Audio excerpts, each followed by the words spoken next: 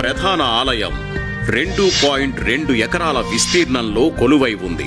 415 అడుగుల ఎత్తు, 263 అడుగుల వెడల్పుతో ఉండే నిర్మాణమిది. భక్తులందరూ మహాద్వారంగా పిలిచే 50 అడుగుల ఎత్తైన గాలిగోపురం నుంచి ఆలయ ప్రాకారంలోకి అడుగు పెడతారు. ఆలయ ప్రాకారంలో గర్భాలయానికి ముందుగా ధ్వజస్తంభం ఉంటుంది. అక్కడి నుంచి ఎడమవైపు వెళ్తే రంగనాయక మండపం వస్తుంది. ధ్వజస్తంభానికి కుడివైపున అద్దాల మహల్ ఉంటుంది. అసంఖ్యాక ప్రతిబింబాలను ఏర్పరిచే అద్దాల గది అది. గర్భగుడి మార్గంలో ముందుగా వెండి వాకిలి ఉంటుంది. ఈ గడప మొత్తం వెండి రేకులతో తాపడం చేసి ఉంటుంది.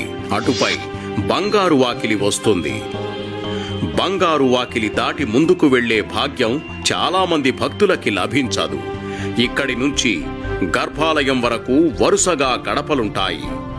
ముందుకెళ్లే కొద్దీ ఒక్కో గడప వెడల్పు తగ్గుతుంది.